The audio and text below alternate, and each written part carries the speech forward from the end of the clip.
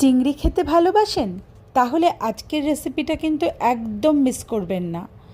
আজকে বানাবো এমন মুচমুচে ক্রিস্পি প্রন ফ্রাই, যেটা বাইরে থেকে হবে একদম কড়কড়ে আর ভেতরে থাকবে নরম জুসি চিংড়ির আসল স্বাদ। সবথেকে ভালো ব্যাপার হলো এই রেসিপিটা বানানো খুবই সহজ, আর বাড়িতে থাকা সাধারণ কয়েকটি উপকরণ দিয়ে চট করে তৈরি হয়ে যাবে। চায়ের সঙ্গে স্ন্যাক্স হোক, বিকেলের আড্ডা হোক, কিংবা বাড়িতে হঠাৎ কোনো অতিথি আসলে এই প্রন ফ্রাইটা কিন্তু সবার মন জয় করে নেবে।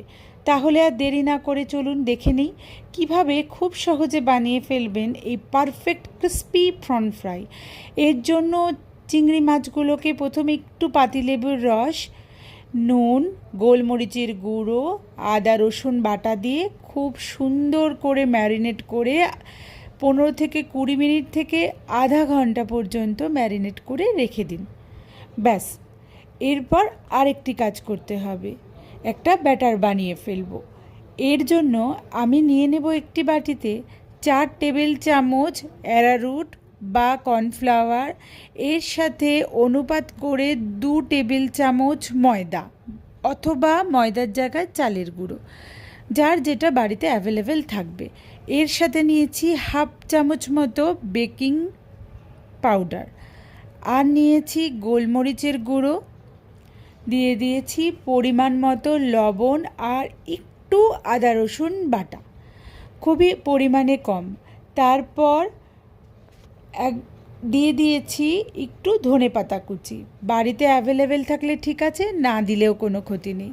খুব সুন্দর করে ব্যাটারটাকে আমি ঠান্ডা জলে ভালো করে মিশিয়ে নিয়েছি।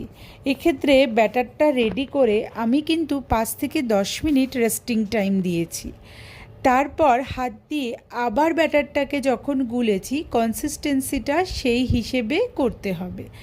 একটু রেখে দেওয়ার পরে মনে হবে থিকনেসটা একটু বেড়ে গেছে, তার জন্য আরেকটু যদি জল লাগে আন্দাজ অনুপাত দেওয়া যেতে পারে। আর একটা বাসনে নিয়ে নিয়েছি একটু শুকনো ময়দার গুঁড়ো অথবা চালের গুঁড়ো। প্রথমে ম্যারিনেট করা চিংড়ি মাছটিকে ওই ময়দার গুঁড়োর সাথে ভালো করে মিশিয়ে নিয়ে তারপর ব্যাটারে ডুবিয়ে গরম তেলে ছেড়ে দিতে হবে।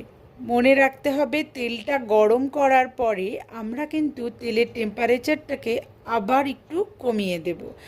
কম আঁচে আস্তে আস্তে ভালো করে ভাজা হবে, তাহলে বাইরেটা বেশ ক্রিস্পি থাকবে আর ভেতরটা কিন্তু খুব জুসি থাকবে। খুব সহজে খুব অল্প সময়ের মধ্যেই কিন্তু এই রেসিপিটি তৈরি হয়ে যায়। তারপর আমি এখানে একে একে বেশ 3টি প্রন তেলের মধ্যে কিন্তু ছেড়ে দিয়েছি।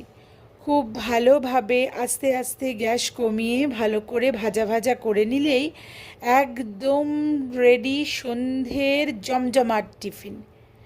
কেমন লাগলো আপনাদের এই রেসিপিটি অবশ্যই কমেন্টে জানাবেন। আমার এই সুন্দর সুন্দর রেসিপিগুলি দেখতে গেলে আমার চ্যানেল ঝিলিকের শখের রান্নাঘরটি অবশ্যই সাবস্ক্রাইব করে পাশে থাকবেন, আর রেসিপিগুলো ভালো লাগলে কমেন্টে অবশ্যই জানাবেন। ভালো থাকবেন, সুস্থ থাকবেন, ভালো মন্দ খাবেন। আজ আসছি, কালকে দেখা হচ্ছে নতুন আরও একটি রেসিপি নিয়ে এই আমার চ্যানেল ঝিলিকের শখের রান্নাঘরে। আজকে আসছি, টাটা।